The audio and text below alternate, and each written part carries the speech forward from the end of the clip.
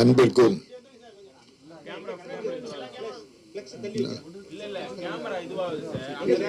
எங்கம்மா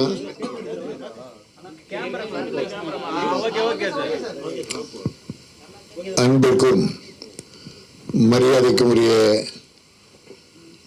அருமை தம்பி விஜய் முரளி அவர்களே, அருமை சகோதரர் கருணாகரன் அவர்களே,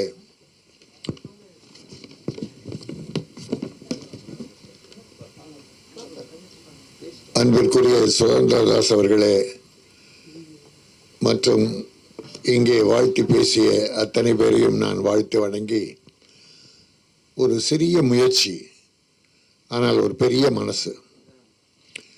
எனக்கு முதல்ல உங்களை தான் நான் ஊடக நண்பர்களை, அருமை தம்பிகளை தான் பாராட்டணும். ஒரு சாங்னாலும் அவங்க நிறைவாக மன நிறைவாக வந்து ஒரு சின்ன ப்ரொடியூசராக இன்னைக்கு ஒரு அடுத்த படம் எடுக்க போகிறாரு. ஆனால் அவருடைய முதல் முயற்சிக்கு நீங்கள் வந்திருக்கீங்களே, உங்களை நான் முதலில் பாராட்டுகிறேன். ஏன்னா அவர் சாங் எடுத்துட்டாரு, ஆடிட்டாரு, டான்ஸு கூட ஆடினாங்க. நாம் எல்லாரும் அந்த பெண்களை மொத்தமாக பார்த்தோம். ஆனால் ஒருத்த மட்டும் அந்த இடுப்பு மட்டும் பார்த்தான், விஜய் முரளி. அந்த இடுப்புல இருந்து இன்னும் கையை எடுக்கலன்றான். அப்போ நம்ம வந்து முழுக்க நடனத்தை பார்த்தோம். அப்போ விஜய் முரளி இடுப்பை மட்டும் பார்க்குறான் இல்லையா? அவன் ரசனை எதுலேயுமே ஒரு சின்ன குசும்பத்தை சேர்ப்பது விஜய் முரளி மனம், ஒரு சிரிப்புக்காக, ஒரு தமாஷ், அவ்வளோதான்.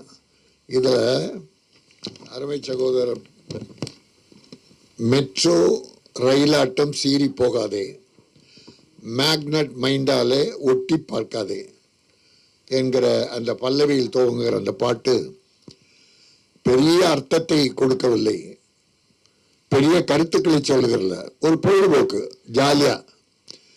அவர் அதில் ஹீரோவா அருமை தம்பி மோகன்குமார் அவரே அந்த பாட்டை எழுதியிருக்காரு. அவரு கூட நடனம் ஆடியிருக்காரு. பாடி லாங்குவேஜ் நல்லா இருக்கு. நான் அந்த மாதிரி உருவம் படைச்சவங்க டான்ஸ் ஆடுறது ரொம்ப கஷ்டம்.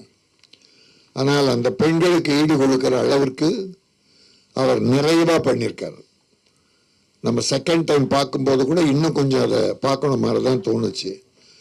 ஆக அந்த அளவுக்கு அதில் அதிக கவர்ச்சி குறைவாக இருந்தது. விரசம் இல்லை, விரசம் இல்லாமல் கவர்ச்சி இருந்தது. அது வேணும். இப்போ யங்ஸ்டர்ஸ் பார்க்கணும்னா சும்மா அவர் புதுசு பார்க்கணும், எல்லாரும் பார்த்துட மாட்டாங்க. அதுக்கு கொஞ்சம் நம்ம ஒரு ஊறுகாய் தொட்டுக்கிற மாதிரி அதை நாகரிகமாக பண்ணியிருந்தார். எல்லாரும் பார்க்குற அளவுக்கு நாகரிகமாக பண்ணியிருந்தார். தாய்மார்களும் பார்க்கலாம்.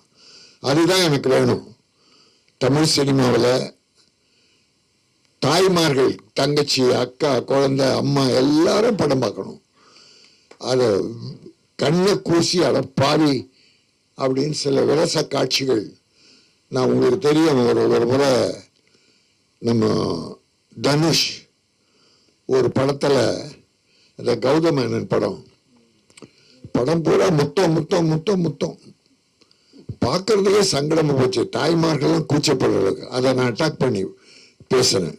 அது தவறு. நம்ம தமிழ் பண்பாடு அப்படி சொல்லலை. அளவா எல்லாமே கொஞ்சம் அளவா எல்லாரும் பார்க்குற மாதிரி இருந்ததுன்னா மன நிறைவாக பாராட்டலாம். ஆக அந்த அளவுக்கு இந்த ஒரு சாங் இருந்தால் கூட நிறைவாக பண்ணியிருக்காரு. கேமராமேன் பிரமாணமாக பண்ணியிருக்காரு. இசையும் நல்லா கேட்கறதுக்கு நல்லா இருந்தது. இது மக்களை சென்று சேரும். அதற்கு உங்கள் உறுதுணை தான் வேண்டும். எவ்வளவோ சின்ன படங்களை ப்ரமோட் பண்ணியிருக்கீங்க. பெரிய படங்களை கூட கொஞ்சம் குறைச்சி பண்ணுவீங்க. ஆனால் சின்ன படங்களை நிறைவாக பண்ணணும். அதான் தர்மம்.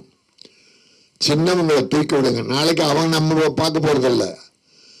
தூக்கி நீங்கள் 2-3 ஹீரோ வந்திருக்காங்க, புது புது ஹீரோக்கள். பார்த்த உடனே தூக்கி எங்கேயோ கோடிக்கு போயிட்டாங்க. ரொம்ப சங்கடமாக இருக்குது. எடுத்த உடனே இந்த கோடியா எம்ஜிஆர், சிவாஜி எல்லாம் அந்த காலத்தில் 2 படம் வெற்றி பெற்ற 5000 10,000 தான் ஏற்றுவாங்களாம். அது கேட்கறதுக்கே ரொம்ப சங்கடப்பட்டு கேட்பாங்க. ஒரு விஷயம் மட்டும் நான் இருந்தேன். அப்போ பேசும் தெய்வம்னு ஒரு படம் Sivaji KS Gopalakrishnan direction, super hit, Pesum Deivam. அதுக்கப்புறம் சிவாஜியுடைய தம்பி தான் டேட் பார்ப்பார், சிவாஜி பார்க்க மாட்டார். சம்பளம் பேசுறதெல்லாம் சிவாஜி தம்பி சண்முகம். அவர் கப்பல் ஸ்டுடியோவுக்கு கேஎஸ் கோபாலகிருஷ்ணன் வந்து சும்மா ஏதோ பேசிட்டு படம் பிரமாதமாக போகுது, நல்லா போகுது, நல்ல கலெக்ஷன், முதலாளி போன படம் 75,000 கொடுத்தீங்க, இது பேசும் தெய்வத்துக்கு சம்பளம் 75,000 சிவாஜிக்கு. படம் சூப்பர் ஹிட்டு, இந்த படத்துல ஒரு 25,000 போட்டு 1,00,000 கொடுக்கூடாதா? கெஞ்சினாருங்க. 1,25,000க்கு அந்த சிவாஜி கணேசனுடைய தம்பி சண்முகம் அவ்வளோ ரெக்வஸ்ட் பண்ணாரு. கடைசியில் எவ்வளவு தூரம் போட்டு கொடுத்தாரு? 15,000 போட்டு 90,000 கொடுத்தாரு அந்த காலத்துல. இப்ப பார்த்தா ஒரு தம்பி ஒரு படம் டைரக்டரால வெற்றி பெறுது, ப்ரொடியூசரா வெற்றி பெறுது. ஹீரோ நல்லா இருக்கட்டும், ஹீரோக்கள் நல்லா வரணும். ஆனா எடுத்த உடனே 3 கோடி 4 கோடின்னு போயிடுறாங்க. கோடி தொட்டுட்டா அப்புறம் எப்படி ப்ரொடியூசருடைய கதி என்ன?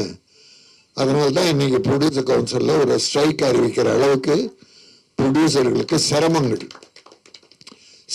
இருக்கு. ஸ்ட்ரைக் அறிவிச்சு அதை அவங்க என்ன பண்ண போறாங்க, எதிர்பக்கம் என்ன பண்ண போறாங்களோ அப்புறம் அது வேற, அதை சமாளிக்கிறோம். ஆனா ஒத்து போகணும், 2 பேரும் ப்ரொடியூசருடைய கஷ்டங்களை உணர்ந்து நடிகர்களும் டெக்னீஷியன்களும் டைரக்டர்களும் ஒத்து போகணும். ப்ரொடியூசர் நல்லா இருக்கணும். அப்ப செலவினங்களை குறைத்து, பட்ஜெட்டை குறைச்சி, சம்பளத்தை குறைச்சி, பேட்டாக்களை குறைச்சி பண்ணா எல்லாருமே நல்லா இருக்கலாம். ப்ரொடியூசர் வாழ்ந்தால் நல்லா சக்சஸ் பண்ணா அடுத்து படம் தான் எடுப்பாங்க. நடிகர்கள் சம்பளம் 2 கோடி 3 கோடி வாங்கினா சொத்து தான் வாங்குவாங்க. அந்த பணம் திரும்பி ஃபீல்டுக்கு சினிமாவுக்கு வராது. ப்ரொடியூசர் ஜெயிச்சா அதை வர்ற பணம் அடுத்த படம் தான் எடுப்பாங்க. அதனால தான் ப்ரொடியூசர் நல்லா இருக்கணும். அதனால ஆயிரக்கணக்கான தொழிலாளர் குடும்பங்கள் பிழைக்குது. என் வருத்தம், என்னுடைய கவலை எல்லாம் அதுதான். தொழிலாளர் இப்போ ஒரு ஸ்ட்ரைக்கு நடந்துருச்சுன்னு வச்சுங்க, முன்னோரோட விஷால் ப்ரொடியூசர் கவுன்சில் தலைவராக இருந்தப்போ கியூப் ரேட்டை குறைக்கணும். அப்போ 8,000 ரூபா வாரத்துக்கு. கியூப் ரேட்டை குறைக்கணும்னு ஒரு ஸ்ட்ரைக் அறிவிச்சார். ப்ரொடியூசர்ஸ் படம் எடுக்கக்கூடாது. 4 மாசமா போச்சுன்னு நினைக்கிறேன். எவ்வளோப்பா? அந்த தொழிலாளிகள் துணை நடிகர்கள் பட்ட கஷ்டம் இருக்க அந்த 4 மாசம். பெரிய நடிகர்கள்லாம் ஒரு டொனேஷன் கொடுத்தா அரிசி பருப்பெல்லாம் வாங்கி கொடுத்தாங்க. அப்போ அந்த தொழிலாளிகளுடைய கஷ்டம். அதனால ப்ரொடியூசர் கவுன்சிலுடைய நியாயமான கோரிக்கைகளை உணர்ந்து நடிகர் சங்கமம் ஒத்து சைக்கே இல்லாம பேச்சுவார்த்தை மூலமா இதை முடிச்சா நல்லதுன்னு என்னுடைய வேண்டுகோள். அது நடக்கும், நிச்சயமா அது நடக்கும். எனக்கு இந்த தம்பி அடுத்து முதல்ல நெறின்னு ஒரு படம் பண்ணியிருக்கார் மோகன்குமார், நல்ல படமா. அதை ஒரு விஷயம் சொன்னார்.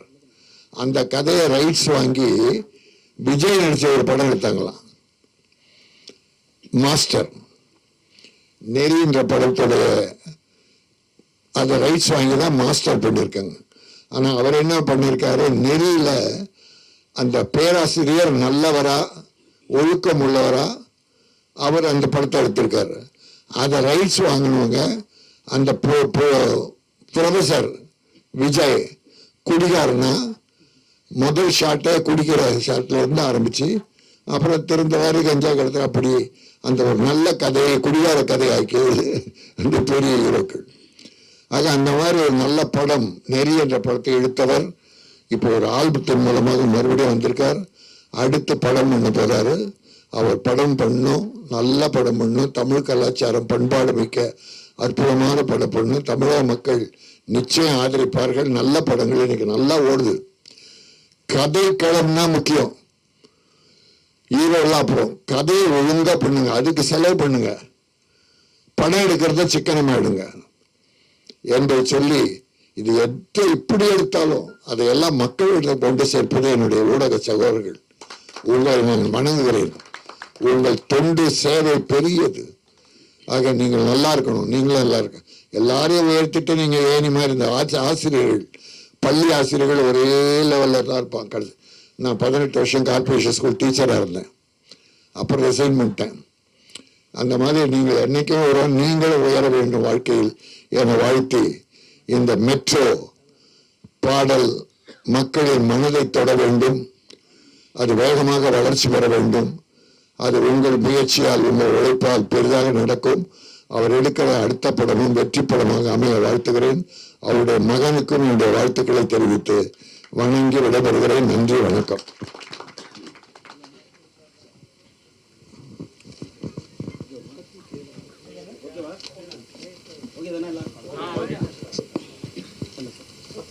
இந்த விழாவிற்கு அருகே வந்து சிறப்பித்த ராஜன் சார் அவர்களுக்கும் மற்றும் கருணாஸ் சார் நன்றியை தெரிவித்துக் கொண்டு